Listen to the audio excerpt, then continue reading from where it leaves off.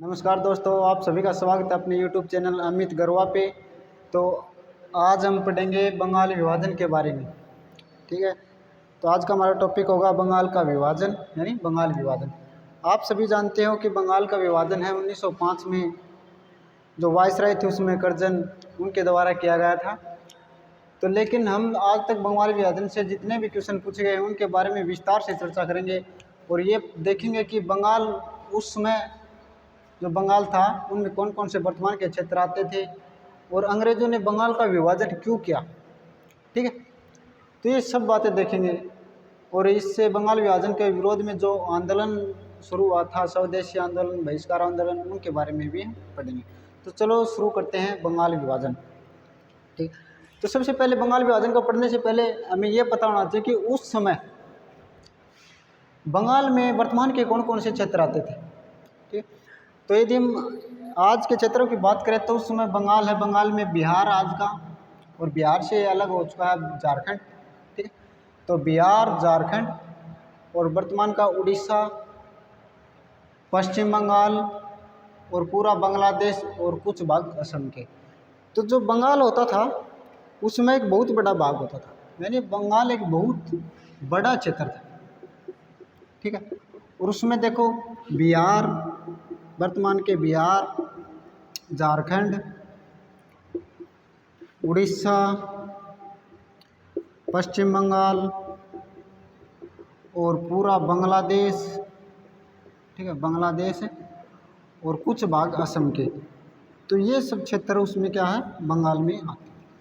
ठीक है, तो सबसे पहले तो हमें ये पता होना चाहिए कि उस टाइम बंगाल में कौन कौन से क्षेत्र थे वर्तमान के।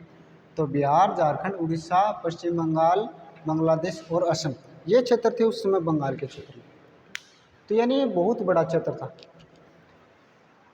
और जो अंग्रेज थे उन्होंने बंगाल का विभाजन क्यों करना चाहा। सबसे पहले मेरे दिमाग में आता है कि बंगाल का विभाजन अंग्रेजों ने क्यों करना चाहा, उनका क्या मकसद था बंगाल का विभाजन करने के पीछे। तो हम देखते हैं कि जो बंगाल है, बंगाल एक समृद्ध क्षेत्र था। ठीक है, उसमें बंगाल एक समृद्ध क्षेत्र होता था, बहुत ही समृद्ध, सांस्कृतिक रूप से भी समृद्ध था, आर्थिक रूप से समृद्ध था। ठीक है, यानी सांस्कृतिक रूप से भी और आर्थिक रूप से भी। और यहाँ के जो लोग थे उनमें राष्ट्रीय चेतना बहुत ज़्यादा थी। ठीक है, राष्ट्रीय चेतना का विकास हो चुका था। यहाँ के लोग पढ़े लिखे बहुत थे, बहुत ज़्यादा पढ़े लिखे थे, आर्थिक दृष्टि से मजबूत थे, सांस्कृतिक दृष्टि से भी। ठीक है, और सामाजिक दृष्टि से भी। तो अंग्रेजों के दिमाग में कि यही बात थी, यदि हम बंगाल पे अच्छी प्रकार से शासन कर लेते हैं तो लगभग भारत के बहुत बड़े हिस्से पे क्या हम कब्जा कर सकते हैं, यानी अच्छी प्रकार से शासन कर सकते हैं, क्योंकि ये बहुत बड़ा क्षेत्र होता था। और यहाँ की जो जनसंख्या की बात की जाए कि उस समय इनकी जो जनसंख्या थी वो लगभग 8.5 करोड़ थी। कितनी? 8.5 करोड़ के लगभग जनसंख्या होती थी बंगाल के उस समय। देखो, और हम पढ़ते हैं भारत की आज़ादी के समय 1947 में भारत की जो जनसंख्या थी वो थी 40 करोड़। कितनी? 40 करोड़ थी।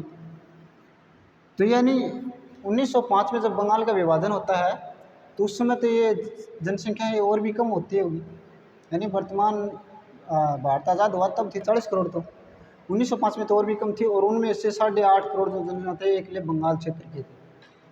ठीक, तो यानी बहुत बड़ा क्षेत्र था। तो बंगाल का विभाजन है, सबसे पहले तो ये पता चला किस वायसराय के समय हुआ था, 1905 में।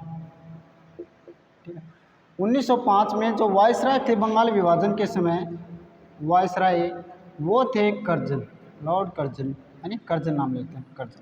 ठीक है, तो बंगाल विभाजन है वो प्रस्ताव है, हम सीधा ही पढ़ते हैं कि बंगाल का विभाजन कब हुआ, वो 1905 में, हम इतना याद रखते हैं। लेकिन जो बंगाल जो विभाजन है उनका जो प्रस्ताव है वो कब? 3 दिसंबर 1903 को ही ब्रिटेन की संसद में भेज दिया गया था। 3 दिसंबर 1903 को प्रस्ताव भेज दिया था बंगाल विभाजन का। और जो फिर ये जो प्रस्ताव ब्रिटेन की संसद से पास होकर आता है और इसकी जो घोषणा होती है वो होती है 20 जुलाई 1905 को। ठीक है, तो आपके सबसे पहला क्वेश्चन ये बनता है कि बंगाल विभाजन की घोषणा कब हुई। तो 20 जुलाई 1905 को बंगाल विभाजन की घोषणा होती है। ठीक, लेकिन उससे पहले 19 जुलाई को जो अंग्रेज़ हैं वो क्या हैं, इस पे अपने विचार कर लेते हैं बंगाल विभाजन पे, और इसकी घोषणा 20 जुलाई को करते हैं। यानी आपस में अंग्रेज़ हैं मीटिंग कर लेते हैं इस पे बंगाल विभाजन पे 19 जुलाई को। ठीक है, और घोषणा है वो 20 जुलाई को होती है। 20 जुलाई 1905 को बंगाल विभाजन की घोषणा कर दी जाती है। और उस समय वायसराय कौन थे? करजन। ठीक है, तो करजन का यदि वायसराय के रूप में शासनकाल देखा जाए तो 1899 से 1905 तक वायसराय का शासनकाल होता है इसका, करजन का। और एक साम्राज्यवादी व्यक्ति थे। ठीक है, और ये जो हमारे पढ़ते हैं भारतीय राष्ट्रीय कांग्रेस के बारे में पढ़ते हैं, जिनकी 1885 में स्थापना होती है, तो उनसे एक खफा थे। ठीक है, उनसे अलग होकर चलते थे ये। कौन? Lord Curzon. तो बंगाल विभाजन की जो घोषणा होती है वो होती है 20 जुलाई 1905 को। ठीक है, तो लोगों को लगा कि बंगाल विभाजन गलत है, और इन्हें जो तर्क दिया था बंगाल विभाजन का वो दिया था कि बंगाल है एक बहुत बड़ा क्षेत्र है, और इन पे हम प्रशासन करने के लिए इनके 2 भाग करेंगे ताकि हम अच्छी प्रकार से प्रशासन कर सकें इनका। तो इन्होंने इनको 2 भागों में बांट दिया, और जो 2 भागों में बांटा था वो किस प्रकार बांटा, जैसे ये हैं बांग्लादेश और असम एक साइड कर दिया, और पश्चिम बंगाल, बिहार, झारखंड, उड़ीसा एक साइड। इस जो क्षेत्र को वो बोला पूर्वी बंगाल। क्या है? पूर्वी बंगाल। और इस पश्चिम बंगाल जिसमें बिहार, झारखंड, उड़ीसा आते हैं, इसको पश्चिमी बंगाल नाम देते हैं, पश्चिमी बंगाल। तो बंगाल को 2 भागों में बांट दिया, एक तो पूर्वी बंगाल और पश्चिम बंगाल। जो पूर्वी बंगाल था उनमें क्या है, बांग्लादेश और असम का कुछ भाग, और जो पश्चिम बंगाल है उसमें पश्चिम बंगाल, बिहार, झारखंड, उड़ीसा ये क्षेत्र आते थे। तो पूर्वी बंगाल जो बांटा है, इनकी जो राजधानी थी वो ढाका को बनाया गया। ठीक है, और जो पश्चिम बंगाल है इनकी राजधानी बनाएगी कलकत्ता।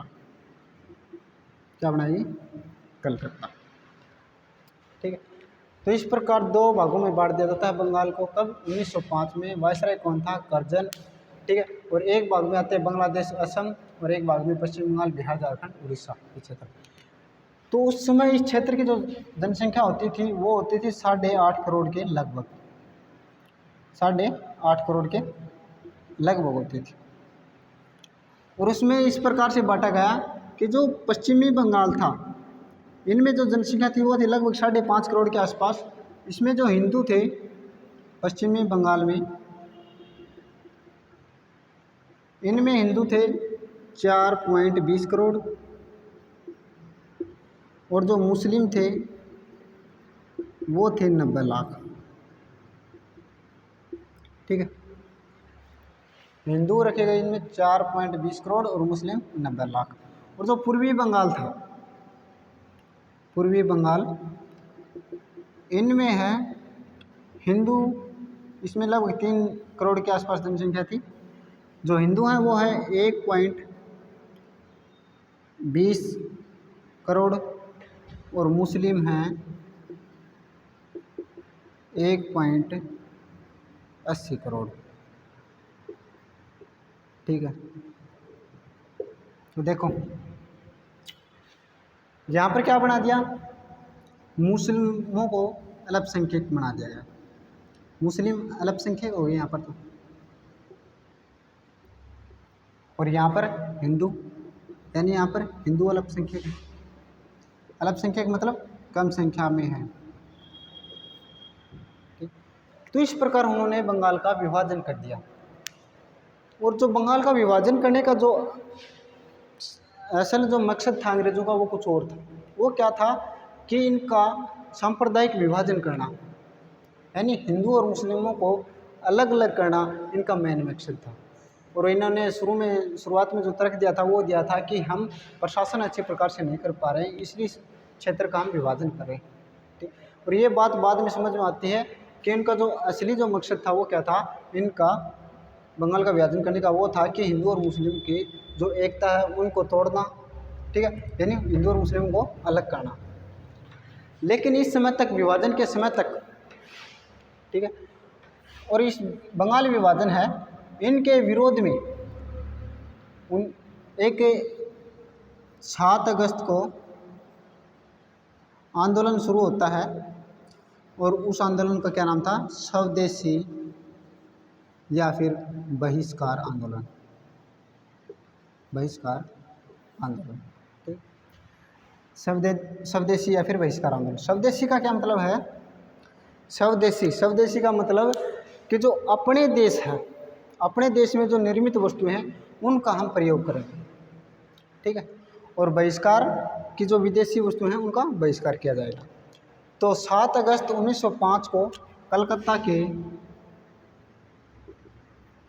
टाउन हॉल से, कलकत्ता के टाउन हॉल से, तो ये किसी स्वदेशी आंदोलन की शुरुआत होती है 7 अगस्त 1905 को कलकत्ता के टाउन हॉल से। और कौन सा आंदोलन? स्वदेशी या फिर बहिष्कार आंदोलन। और इसमें क्या है? स्वदेशी का मतलब क्या है कि हम अपने देश की वस्तुएं हैं उनका उपयोग करेंगे, और विदेशी जो वस्तुएं हैं उनका बहिष्कार करेंगे। क्योंकि जब हम अपने देश की वस्तुओं का इस्तेमाल करेंगे तो कंपनियां खोलनी पड़ेंगी, ठीक है, अपनी कंपनियां, और अपने मजदूर रखेंगे। इस प्रकार क्या उत्पादन बढ़ेगा, लोगों की पूंजी बढ़ेगी, ठीक है, आय के साधन मिलेंगे। तो इस प्रकार क्या है कि हम स्वदेशी आंदोलन करेंगे और विदेशी वस्तुओं का बहिष्कार करेंगे। विदेशी वस्तुओं का बहिष्कार करेंगे तो उनकी कंपनियां बंद हो जाएंगी, विदेशों की, ठीक है, कंपनियां बंद हो जाएंगी, उनका उत्पादन कम हो जाएगा, कंपनियां बंद हो जाएंगी, तो वो ऑटोमेटिक है उनकी आय भी कम हो जाएगी, ठीक है। और इससे क्या होगा कि भारतीय लोगों की आय बढ़ेगी, अच्छा संसाधन होंगे और उत्पादन होगा। तो ये थे स्वदेशी आंदोलन या फिर बहिष्कार आंदोलन। और इस जो आंदोलन है, ये जो आंदोलन शुरू हुआ, ये केवल बंगाल तक ही सीमित नहीं था, कि ये आंदोलन केवल बंगाल तक ही सीमित नहीं था, क्योंकि मतलब बंगाल अकेले में ये नहीं फैला था। ये जो आंदोलन है एक बड़ा रूप लेता है और पूरे भारत में फैलता है, पूरे भारत में फैलता है। ये जो आंदोलन है पूरे भारत में फैलता है, यानी बंगाल में तो फैला, बंगाल में तो आंदोलन चल ही रहा था, उसके साथ में जो बम्बई का क्षेत्र था जिसमें गुजरात, महाराष्ट्र के क्षेत्र सम्मिलित थे, और मद्रास में भी, यानी भारत के अन्य भागों में भी ये आंदोलन फैला। और इस आंदोलन में महिलाओं ने भी बहुत चढ़ बढ़ कर भाग लिया था। स्वदेशी आंदोलन में महिलाओं ने भी बहुत चढ़ बढ़ कर भाग लिया था। विदेशी वस्तुओं की जो होली है वो जलाई गई थी, और कोई भी विदेशी वस्तु इस्तेमाल नहीं कर रहा था, ठीक है। और जो बच्चे थे, जो विद्यार्थी थे, उन्होंने कॉलेज छोड़ दिए थे, स्कूल कॉलेज छोड़ दिए थे।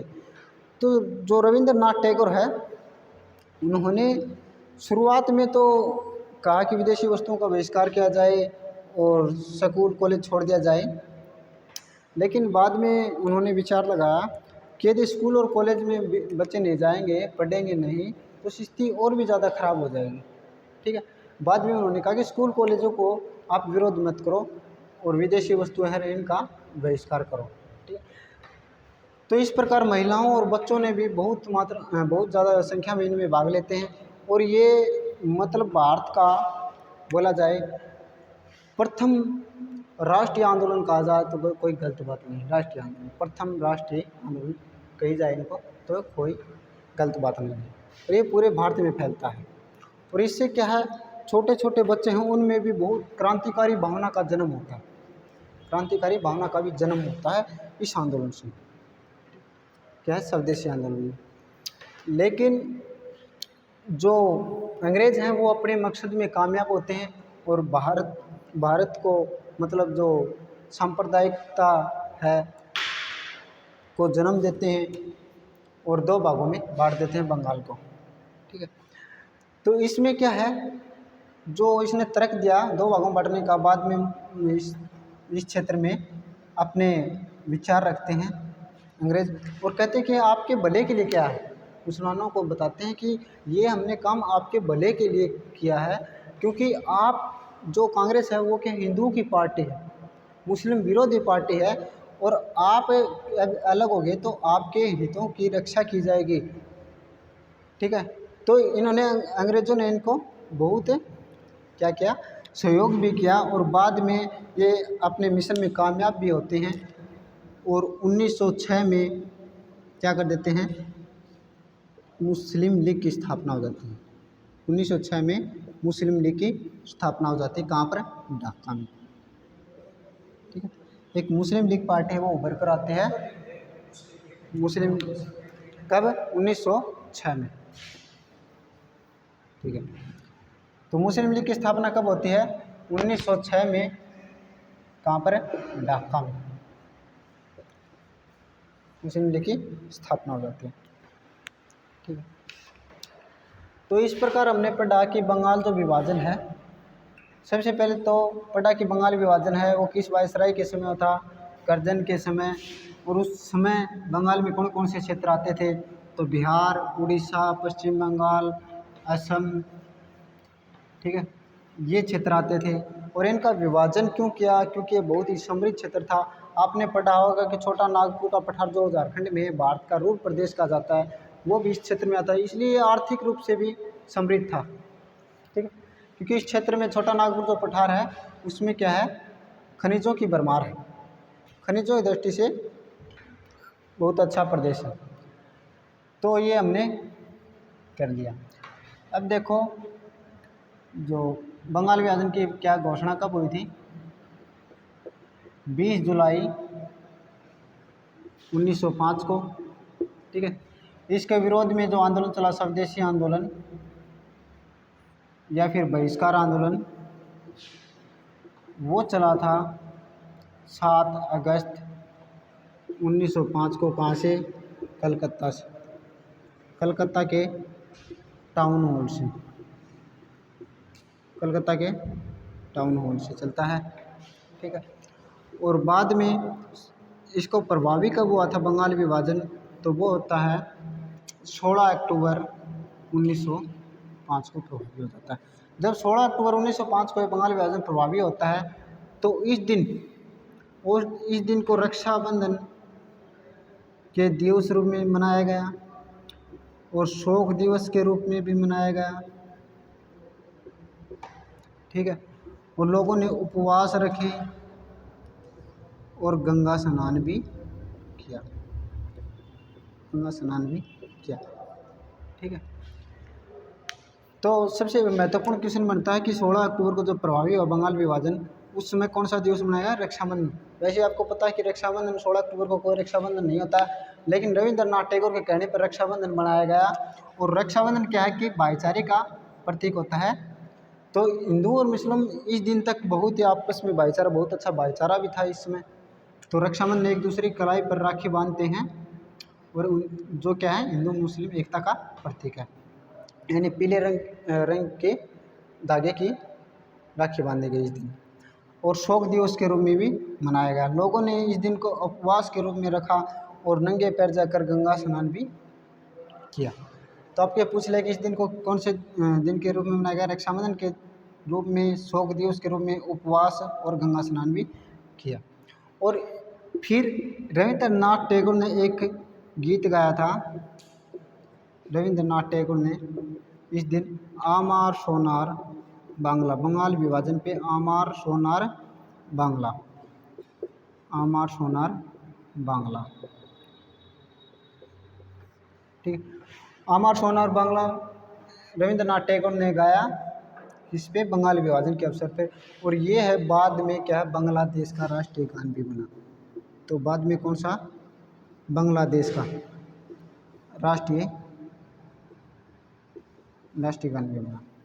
ठीक, तो अब आपसे पूछ लिया जाए कि आमार सोनार बांग्ला है, रविंद्रनाथ टैगोर ने कब गाया था, तो वो गाया था बंगाल विभाजन के अवसर पे। बाद में राष्ट्रीय गान बना कहाँ का, बांग्लादेश का। ठीक है, तो ये जो इम्पोर्टेंट क्वेश्चन थे वो हमने कर लिए।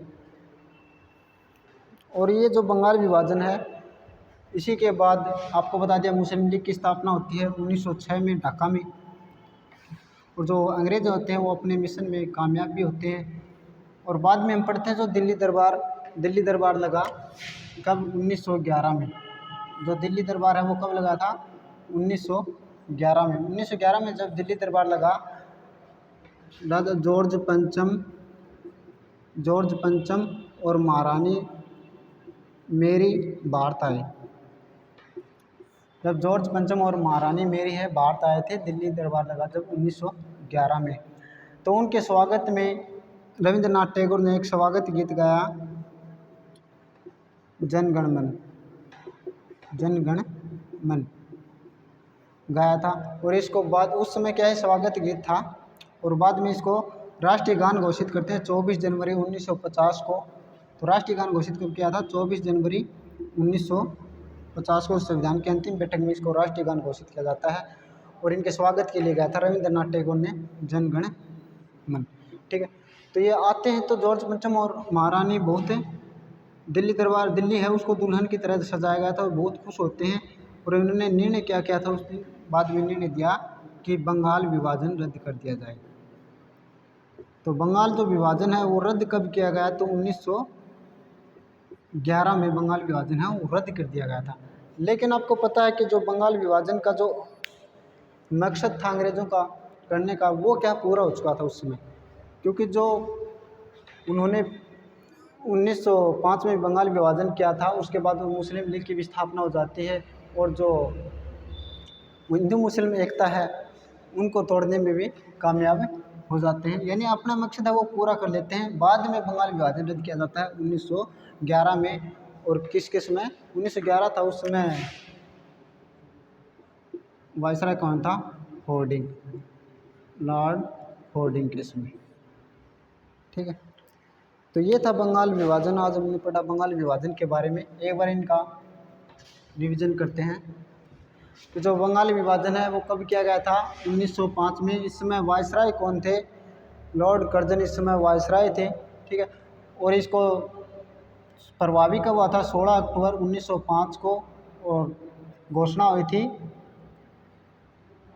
20 जुलाई 1905 को।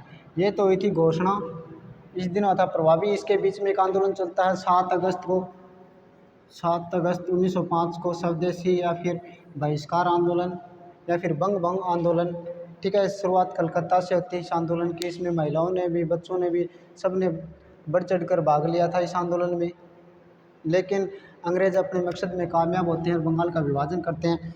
और शुरुआत में जो तर्क देते हैं वो क्या देते हैं कि बंगाल एक बहुत बड़ा क्षेत्र है, इस पे हम अच्छी प्रकार से शासन नहीं कर पा रहे हैं, इसलिए इसका विभाजन कर रहे हैं। लेकिन इनका जो मकसद था वो कुछ और ही था। ठीक है, और वो अपने मकसद में कामयाब होते हैं। तो हमने जो मेन थे, इस अवसर पर रक्षाबंधन बनाया गया, शोक दिवस बनाया गया, उपवास रखे गए और लोगों ने गंगा स्नान भी किया। जो आपको पता है कि बंगाल एक उस समय बहुत बड़ा क्षेत्र होता था, 8.5 करोड़ के लगभग इसकी जनसंख्या होती थी उस समय। और ये है बहुत ही समृद्ध क्षेत्र था, क्योंकि ये सामाजिक दृष्टि से समृद्ध था, आर्थिक दृष्टि से, क्योंकि छोटा नागपुर का पठार जो बिहार झारखंड के का क्षेत्र है, वहाँ पर क्या है, भारत का रूर प्रदेश कहा जाता है और बहुत से खदान दृष्टि से बहुत ही समृद्ध है। और यहाँ पर पुनर्जागरण की जो भावना है वो भी राजा राम मोहन राय ने जब ब्रह्म समाज की स्थापना की थी 18 टाइम, वो भी इसी क्षेत्र में की थी। तो यहाँ के लोगों में राष्ट्रीय चेतना थी, राष्ट्रीय जो भावना थी, भक्ति थी, क्रांतिकारी भावना थी, वो भी बहुत ज़्यादा थी। यहाँ के लोग बहुत ज़्यादा पढ़े लिखे थे। इस प्रकार अंग्रेज़ों का जो पहला टारगेट होता था वो यही होता है कि बंगाल पे किसी न किसी तरह करके अच्छे प्रकार से शासन कर लिया जाए। ठीक है, ये अपने मकसद में कामयाब भी होते हैं। तो आज के लिए बस इतना ही। मैं आशा करता हूँ कि आपको समझ में आया होगा। तो थैंक यू, धन्यवाद।